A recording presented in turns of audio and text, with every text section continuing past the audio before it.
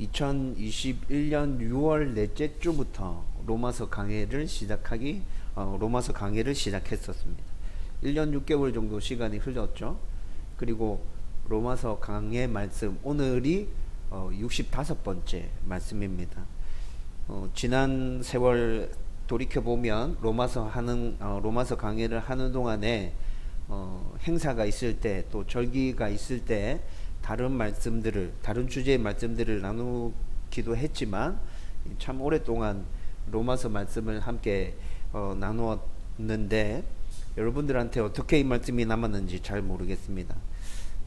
칼럼을 읽어보시면 로마서 말씀 강해를 시작하면서 제가 어떤 기대와 소망을 가지고 이 말씀을 나누었는지 적혀져 있습니다. 여러분들 한번 읽어보시고 지난 1년 6개월 동안 이 로마서 말씀을 통해서 어떤 은혜가 있었는지 여러분들 한번 되돌아보셨으면 좋겠습니다.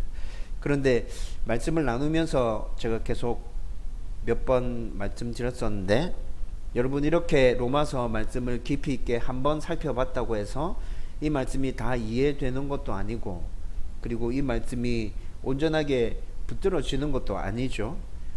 여러분, 그럼에도 불구하고 우리가 이 말씀을 계속 읽고 연구하고 묵상해야 되는 이유는 복음의 넓이와 깊이가 한이 없다는 것 때문입니다.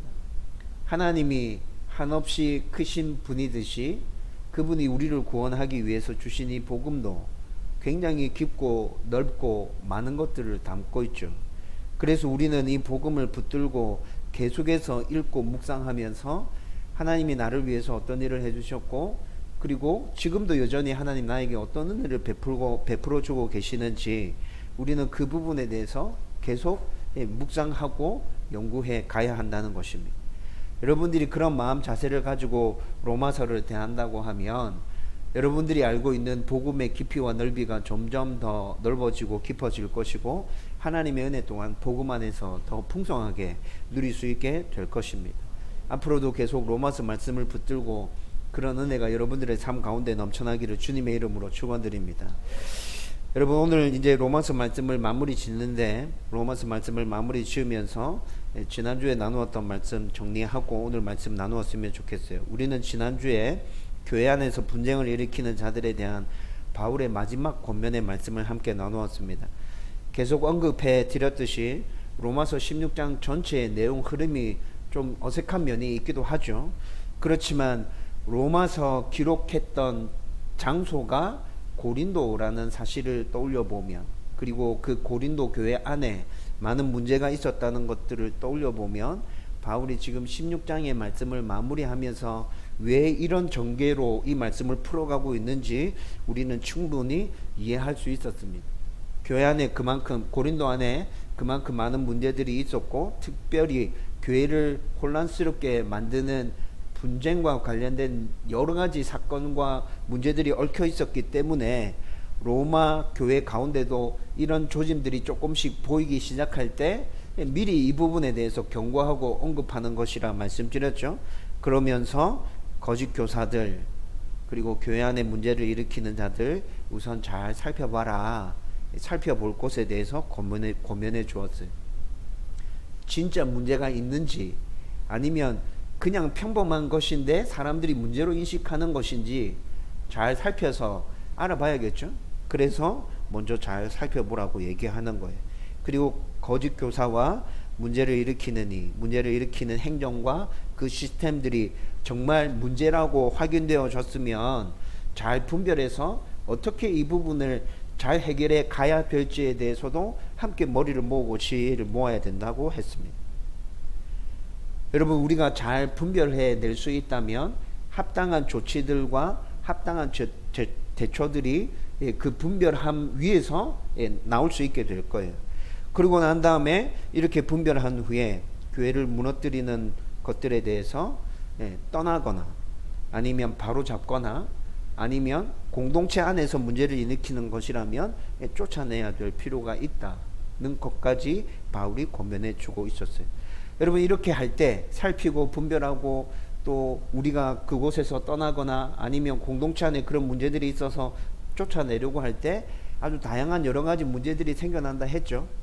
그럼에도 불구하고 바울이 이런 권면을 하고 있는 이유는 여러분들이 복음 위에 굳게 섰으면 좋겠다는 그 소망함이 있기 때문에, 이런 것들과 함께 복음 위에 굳게 서는 것은 불가능한 일이기 때문에 지금 바울이 어려움이 있을 줄 알면서도 이렇게 권면하고 있는 거예요.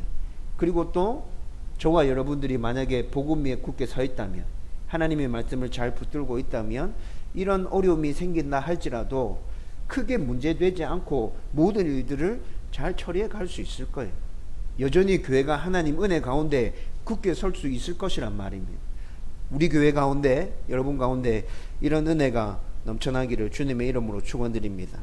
이제 오늘 말씀은 복음이 성도들에게 어떤 역할을 하는지 설명하면서 하나님께 영광 올려드리라고 로마서 말씀을 마무리 짓고 있습니다. 여러분, 그런데 로마서 강해를 시작할 때 1장에서 복음의 역할을 이미 설명했었어요. 로마서 1장 16절 말씀 보면 하나님의 능력이 복음 가운데 나타나고 그 능력은 모든 믿는 사람들을 구원에 이르게 한다. 로마서 1장 16절에 분명히 그렇게 선언했죠. 그래서 그 말씀을 가지고 모든 사람을 구원하게 하는 하나님의 능력에 대해서 우리는 이미 말씀을 나누었어요. 그런데 오늘 로마서 말씀을 마무리 지으면서 바울은 복음의 능력 또 다른 것을 우리 가운데 얘기해 주고 있어요. 여러분, 또 다른 복음의 능력, 바울이 얘기하는 것 도대체 어떤 것인지 오늘 시간에 말씀을 살펴보고 마무리를 지으려고 하는데, 여러분, 이것들이 따로따로 구분되어지는 게 아니라 하나로 연결되어져 있다는 것을 여러분들이 잘 이해할 수 있었으면 좋겠고, 그래서 로마서 말씀을 전체 다 나누고 마무리하는 오늘 이 시간에 여러분들 가운데 하나님을 향한 그 찬양과 감사와 영광을 올려드리려고 하는 그 마음이 풍성하게 넘쳐날 수 있었으면 좋겠습니다. 먼저 21절에서 23절 말씀 오늘 읽지는 않았는데 로마서 21절에서 23절 말씀을 그냥 뛰어넘었어요. 그냥 뛰어넘고 지금 바로 25절에서 27절 말씀으로 넘어갔는데, 여러분, 이 부분을 뛰어넘은 이유는 우리가 로마서 16장 1절에서 16절 말씀을 통해서 복음은 모든 사람들의 동력을 통하여 땅끝까지 전파된다는 것에 대해서 말씀을 나눴는데, 그와 비슷한 메시지를 담고 있어서 이 메시지를 뛰어넘었어요. 근데 잠깐 살펴보고 오늘 여러분들과 나누려고 하는 아주 핵심적인 말씀으로 다시 넘어가면 좋겠어요.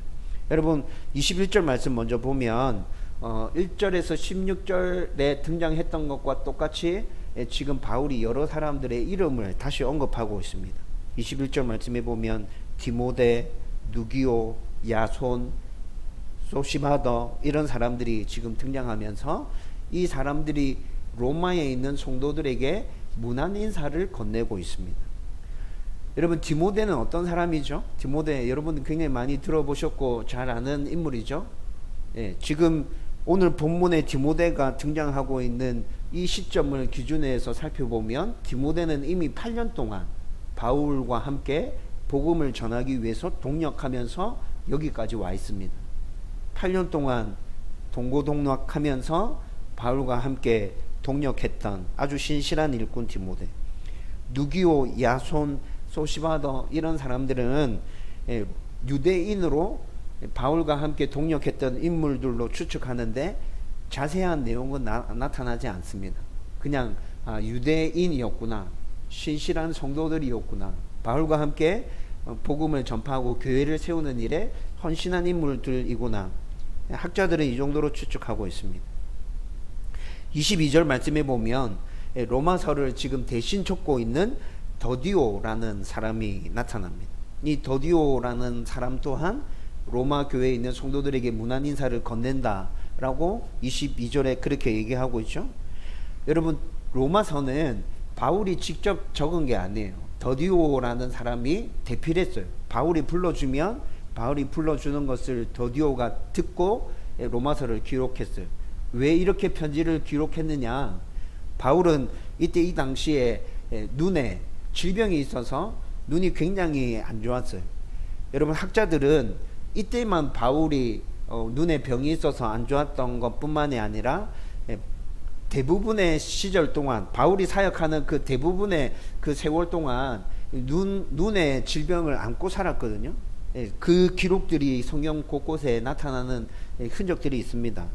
그래서 바울이 썼던 다양한 서신서들 중 상당 부분이 더디오처럼 누군가 대신 써주는 사람이 있었을 거다. 바울은 그냥 불러줬고 그것을 받아 적는 대필자가 있어서 그 편지들이 기록되어서 교회들로 전달되어 졌다는 것이죠. 그런데 여기서 더디오라는 이 사람은 학자들이 추측할 때 굉장히 공부를 많이 한 사람이고 신학적인 지식을 가지고 있는 사람일 거라고 학자들은 추측합니다. 왜냐하면 로마서는 바울의 신학 정수를 담고 있는 굉장히 논리적이며 신학적인 교리들이 많이 담겨져 있는 그런 서신으로 알려져 있죠.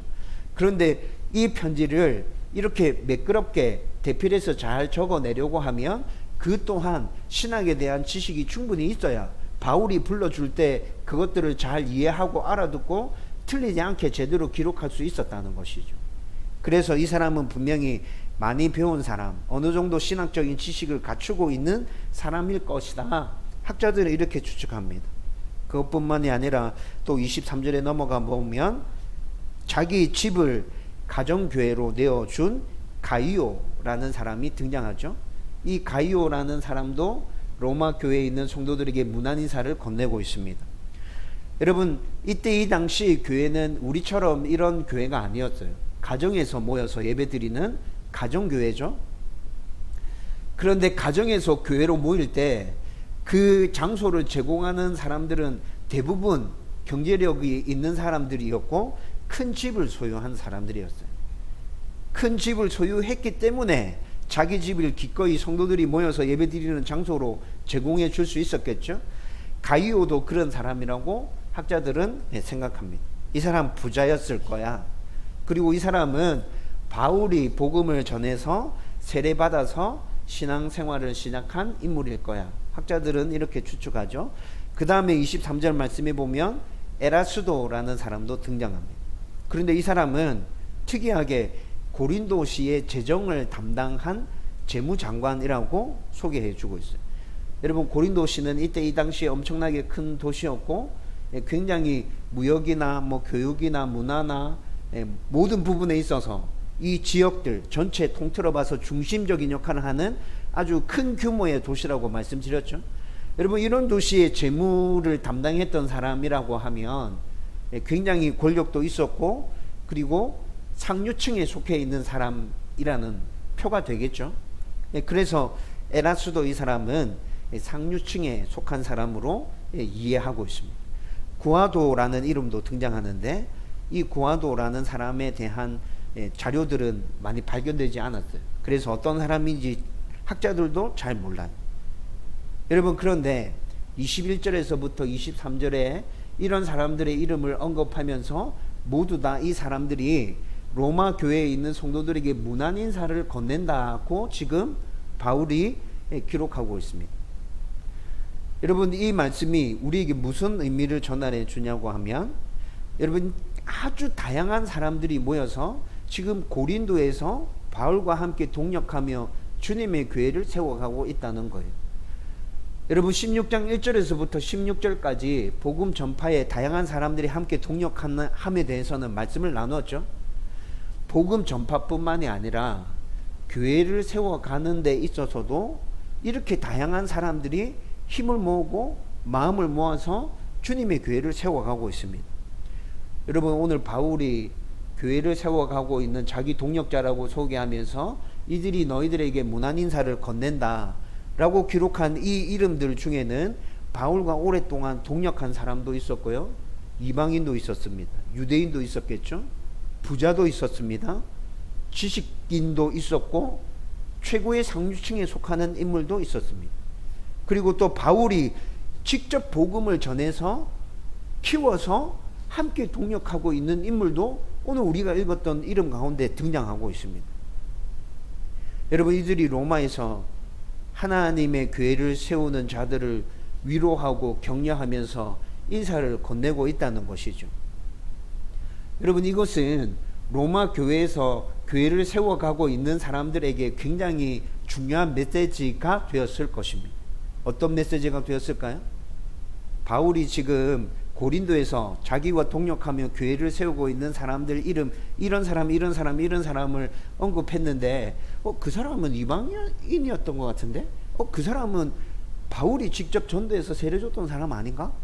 여러분, 이렇게 로마 교회에서 살아가는 사람들 중에 고린도에서 사역하고 있는 사람들에 대해서 조금 알고 이해하고 있는 사람들도 있었을 거예요.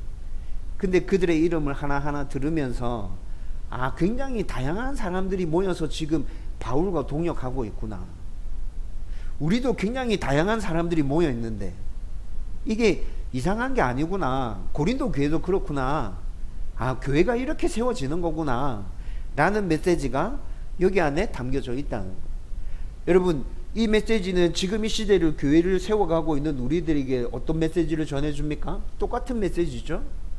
여러분, 교회를 세워가는데 필요한 일꾼들은 정해져 있는 사람이 아니에요.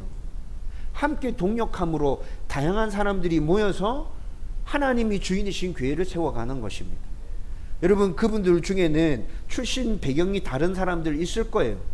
배움의 정도도 다르고 직종도 다르고 여러분 어떤 환경 가운데 자랐는지 굉장히 다양한 성격도 다른 사람들이 모여서 주님의 교회를 함께 세워가고 있습니다.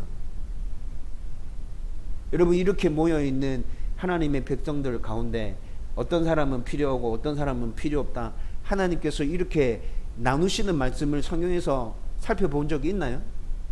저는 그런 말씀 찾아본 기억이 없어요. 성경에서 그런 말씀이 등장하는 거 저는 읽어본 적이 없어요. 하나님께서는 항상 말씀하십니다. 함께 나의 교회를 세워라. 다양한 사람들이 함께 하나를 이루어야 된다. 너희는 뗄래야 뗄 수 없는 한 몸이다. 여러분, 하나님께서 우리에게 주시는 메시지는 계속 이것이라고요. 저와 여러분들이 이렇게 모여 있는 이유가 뭡니까? 하나님이 주인이신 다음 교회를 세우기 위해서 하나님께서 우리를 이렇게 모아 놓으신 것입니다. 여러분들 생각은 어떨지 모르겠어요. 나는 이 교회에서 할 일이 별로 없는 것 같다. 적합하지 않은 인물 같아. 아니요. 하나님께서 모두 필요하기 때문에, 각자의 역할이 있기 때문에 이렇게 모아서 내가 주인인 교회를 함께 세워가 라고 말씀하고 계시다는 것입니다.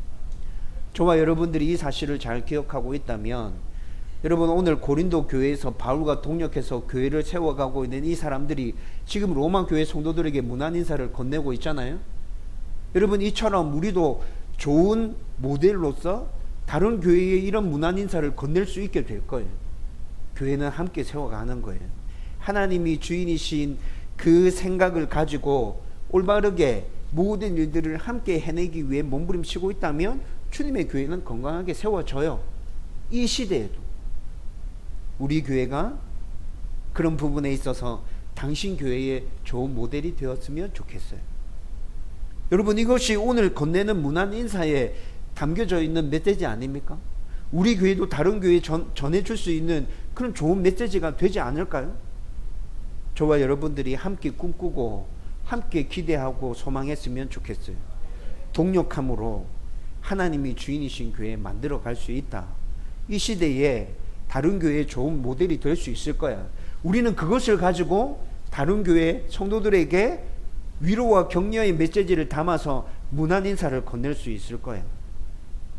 저는 그날이 속히 오기를 손꼽아 기대하고 기다립니다. 저와 여러분들이 한마음 품을 수 있기를 주님의 이름으로 축원드립니다. 이제 오늘 말씀에서 복음의 역할이 무엇인지 좀 구체적으로 한번 살펴보십시다. 여러분, 오늘 설교를 시작하면서 복음의 역할, 복음이 어떤 능력을 가지고 있는지에 대해서는 로마서 1장 16절에서 바울이 이미 선언했다고 말씀드렸죠. 그래서 로마서 1장 16절에서 얘기하고 있는 복음의 능력과 오늘 끝부분을 마무리하면서, 이 편지를 마무리하면서 바울이 새롭게 얘기하는 복음의 능력이 어떻게 연결되어져 있는지 여러분들이 잘 이해할 수 있었으면 좋겠습니다. 먼저 로마서 1장 16절에 나타나는 복음의 능력은, 보통 성도들은 하나님의 능력이라고 하면 하나님의 능력은 기적, 은사, 아주 굉장한 과학적으로는 설명할 수 없는 그런 특별한 힘이 분출되어지고 폭발하는 것들, 우리는 이런 것들로 이해할 경향이 굉장히 높습니다. 하지만 로마서 1장 16절에서 얘기하는 하나님의 능력은 우리가 생각하는 그 하나님의 능력과는 굉장히 많이 달라요. 물론 원어적으로 접근해서 이 말씀을 살펴보면 로마서 1장 16절에서 복음은 하나님의 능력이라고 말할 때 이 능력이라는 말을 헬라 원어로 살펴보면 체력과 지력과 모든 능력들, 의지들, 이런 것들이 다 담겨져 있는, 그래서 굉장히 특별한 능력을 말하는 단어가 쓰여진 것이 맞습니다. 그렇지만 능력이라는 단어에 그런 단어가 쓰여졌다고 해서 우리가 하나님의 능력을 이해하고 있는 것처럼 이해하면 안 된다는 것이죠. 그것과는 다른 하나님의 능력에 대해서 지금 바울이 얘기했는데 이것에 대해서는 우리가 충분히 살펴봤다는 거죠. 여러분 기억나실지 모르겠는데 다시 한번 기억을 떠올려 보십시오. 여러분 바울이 1장 16절에서 얘기하는 하나님의 능력은 할 수 있지만 하지 않는 능력을 말하고 있습니다. 그것을 하나님의 능력이라고 지금 바울이 얘기하고 있어요. 여러분 우리는 하나님을 우리의 좋은 아버지이시며 전지전능하신 분으로 이해하고 알고 믿고 있습니다. 하나님은 그런 분이십니다. 그렇죠? 그런데 복음에 담겨 있는 하나님의 능력을 살펴보면 하나님이 하나님으로서 하실 수 있는 것을 포기하고 하지 않음이 너무나도 많이 나타나고 있습니다. 그분은 전지전능하신 분이심에도 불구하고 자기의 위치와 자기의 자리를 다 내버리고 사람의 몸을 입고 이 땅에 오셨습니다. 이 땅에 계시는 동안 자기를 부인하고 피조물로서 인간과 동일한 조건과 동등한 상황 가운데서 그렇게 생활하셨죠. 어떻게 살펴보면 더 낮고 낮은 자리를 찾아서 계속해서 내려가셨던 모습을 우리는 성경을 통해서 확인할 수 있습니다. 심판자이시고 모든 만물의 주인이심에도 불구하고 심판 자격이 없는 인간에게 부당한 심판을 받으시고 죽음에 이르기까지 하십니다. 그런데 이에 대해서 이의를 제기하지 않죠. 지극히 거룩하고 완전하신 그분이 가장 부패한 인간들의 손에 의해서 십자가에 달리십니다. 이것이 성경에서 말씀하는 복음의 능력이라는 것입니다. 복음에 나타난 하나님의 능력은 전지전능하신 창조주가 무기력한 피조물로 이 땅에 오신 겸손의 능력입니다. 벌레만도 못하고 쓰레기 같은 인간에게 조롱과 멸시와 죽음을 당하는 무한한 희생과 사랑의 능력을 복음이 보여주고 있다는 것이죠. 죄를 범한 인간을 수억만 번이라도 벌할 수 있었지만 끝까지 참고 기다리고 인내하시는 능력이 복음 가운데 담겨 있다는 겁니다. 그리고 결국에는 죄와 사망의 권세를 박살내는 영적인 능력이 그 복음 안에 담겨져 있고 사람의 총과 칼로는 도무지 대적하지 못하는 어둠의 세력도 단숨에 전멸시키는 하늘의 능력이 그 복음 가운데 담겨 있다는 것입니다. 여러분 바울이 복음이 하나님의 능력이라고 말하는 그 능력이라는 의미 안에 이 능력의 의미들이 담겨져 있다는 것이죠.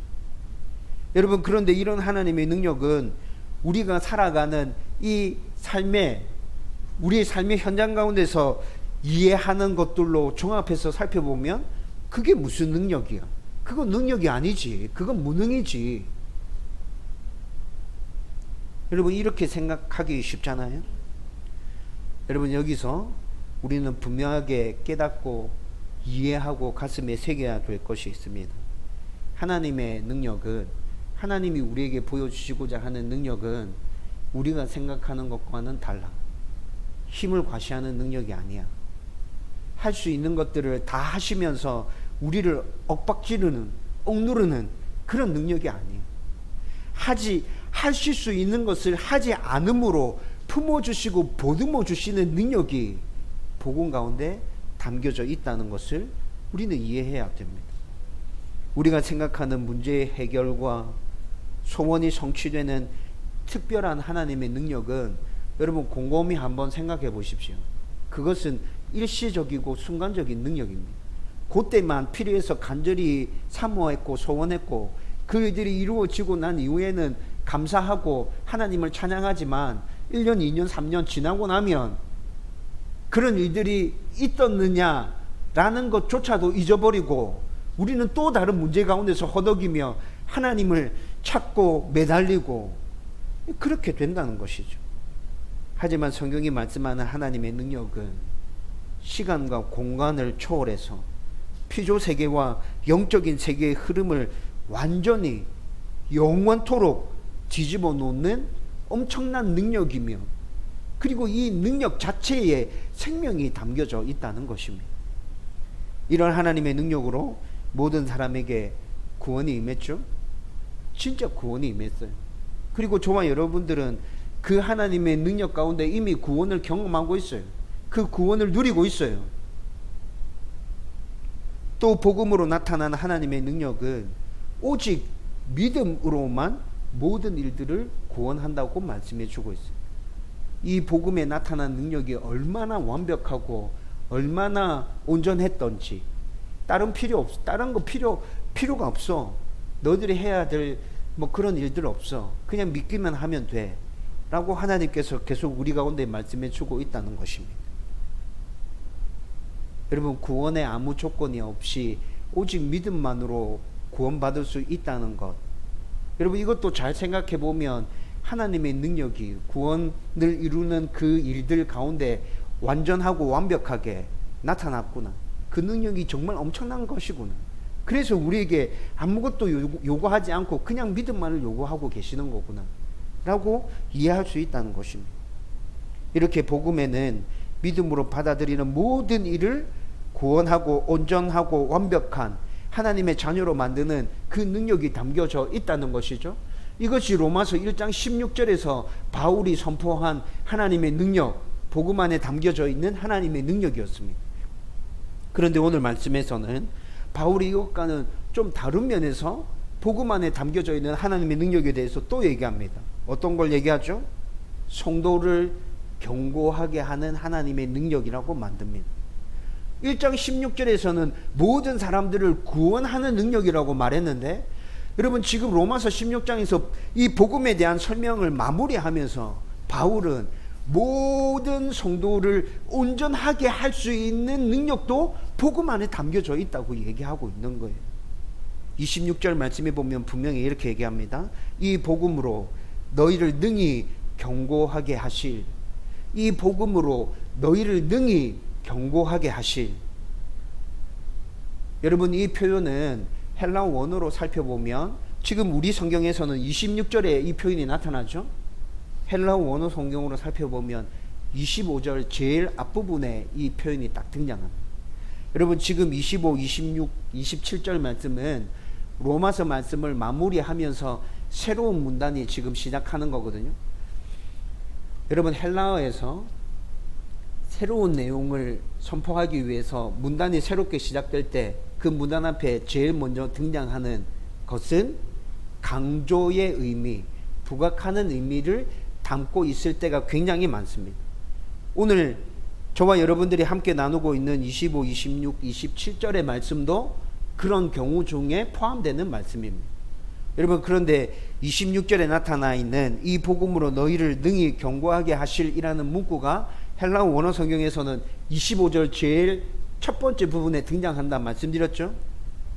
여러분 이렇게 함으로 바울이 지금 로마 교회에 있는 성도들에게 강조하려고 하는 것이 뭡니까? 로마서 이 편지를 마무리 지으면서 지금 굉장히 강하게 강조해서 의도적으로 그들에게 딱 전달해 주고 싶은 메시지가 이 말씀 안에 어떻게 담겨져 있다는 것이죠. 지금까지 설명해 드렸던 것처럼 우리가 살펴본 로마서 말씀은 오직 믿음으로 구원받게 하는 하나님의 능력에 집중해서 모든 설명들이 다 이루어져 왔습니다. 성경에서 말씀하는 그 삼위 하나님, 이 삼위 하나님이 어떤 분인지 특별히 복음을 설명하면서 공의와 사랑의 포커스를 맞추고 이런 하나님이 우리의 주인이시다, 우리의 좋으신 아버지가 되신다 설명해 주었죠.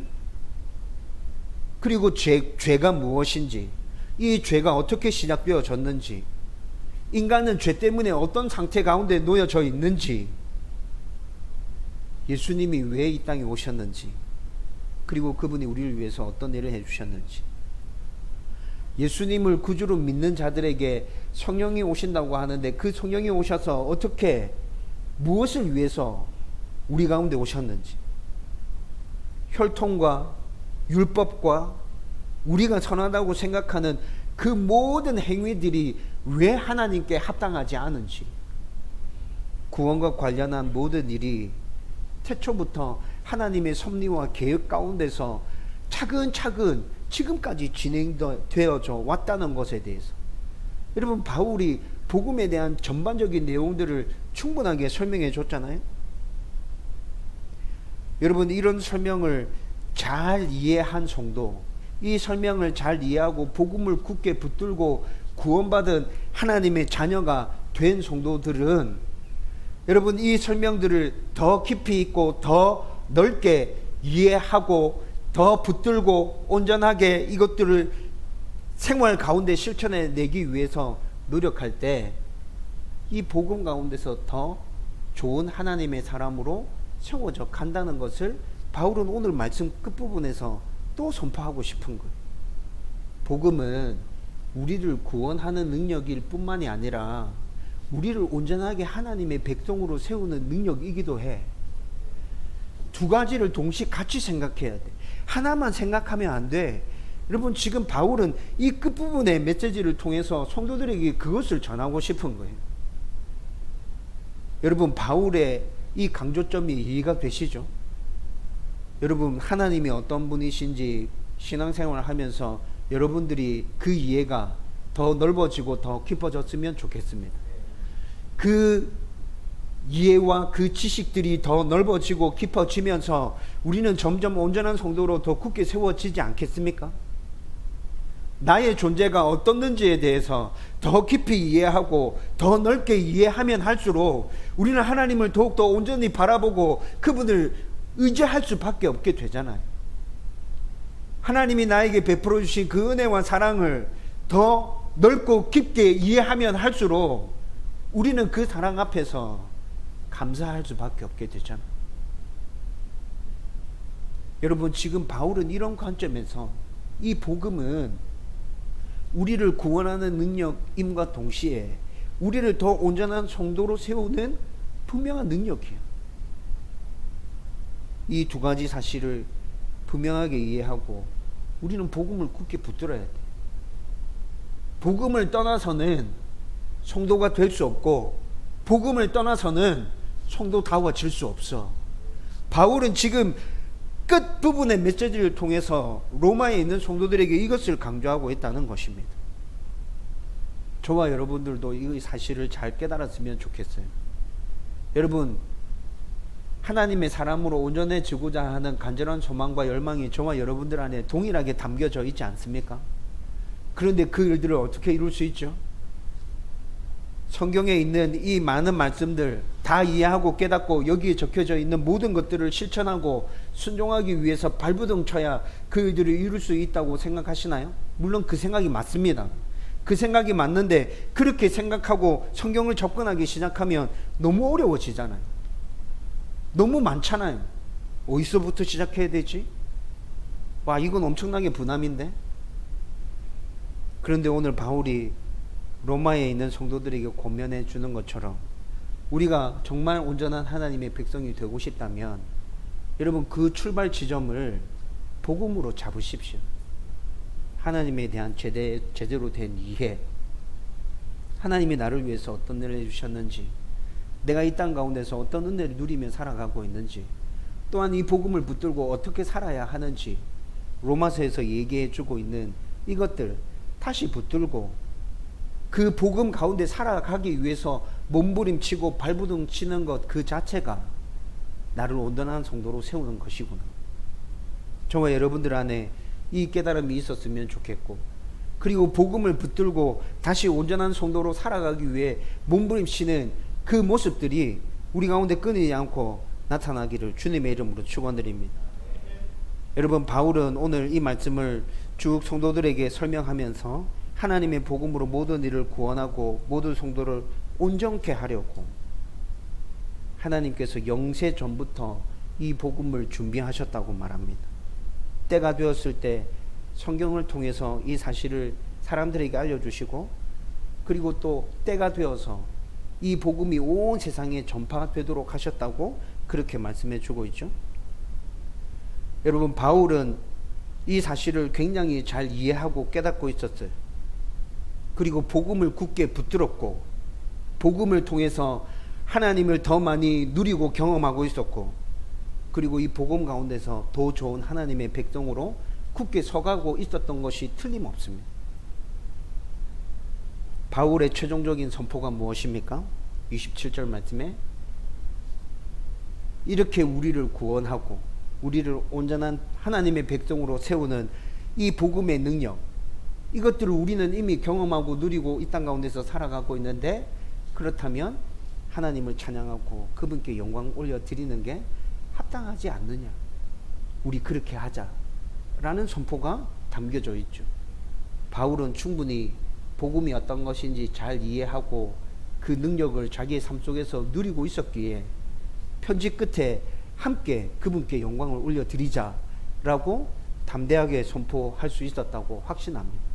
저와 여러분들 가운데 이 은혜가 넘쳐났으면 좋겠고, 우리 또한 복음을 붙들고 구원받은 하나님의 백성으로서 온전하게 살아가면서 하나님 앞에 영광 올려드리며 살 수 있기를 주님의 이름으로 축원드립니다. 여러분, 이제 말씀을 정리하려고 합니다. 사도행전을 쭉 읽어보면서 바울은 참 많은 하나님의 능력을 경험했구나 라는 생각을 했을 때가 있습니다. 여러분, 바울이 전도 여행 다녔던 그 스토리와 사건들, 이야기들 여러분 쭉 살펴보시면서 여러분들도 비슷한 생각을 하셨을 것이라 생각합니다. 바울은 회심 때부터 하나님의 특별한 능력을 경험하죠. 다메섹 도상에서 예수 그리스도를 만나잖아요. 환상 가운데 음성이 들려오고 예수님을 만나고 눈이 어두워지고 아주 특별한 경험을 하죠. 그렇게 해서 바울이 회심이 일어났습니다. 이렇게 회심한 바울이 복음의 일꾼으로 이방을 향하여 나가서 복음을 전하기 시작할 때, 구브로라는 섬에서 복음 전할 때 복음을 전하는 것을 방해하던 마술사가 있었습니다. 그런데 그 마술사를 맹인으로 만들죠. 바울에게서 이런 능력이 나갔어요. 루스드라에서 복음 전할 때는 안전뱅이를 예수의 이름으로 일으켜 세우기까지 합니다. 드로아에서는 어떤 일이 있었죠? 마게도냐로 아시아 쪽으로 계속 가서 복음을 전하려고 하는데 환상 가운데 마게도냐로 오라고 하는 그 부르심을 받죠. 빌립보에서는 귀신 들린 여자를 치료해 줍니다. 그리고 이 일로 말미암아서 사람들에게 매를 맞고 빌립보 감옥에 갇히는데 정신을 차리고 깨어서 그곳에서 찬송하기 시작할 때 지진이 일어나고 옥문이 열리고, 이런 놀라운 일들을 바울이 경험하게 되죠. 그리고 또 드로아에서 말씀을 전할 때 난간에서 졸다가 떨어져서 죽었던 유두고를 살리기도 합니다.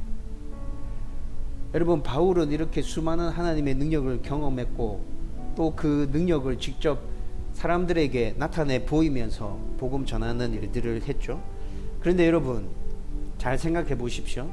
바울에게 나타난 이런 능력은 우리가 처음에 설교 시작할 때 우리가 하나님의 능력이라고 할 때 우리가 이해하고 있고, 그런 능력이 나에게도 나타났으면 좋겠어요 하는 그것과 똑같은 능력인 것 같지 않습니까?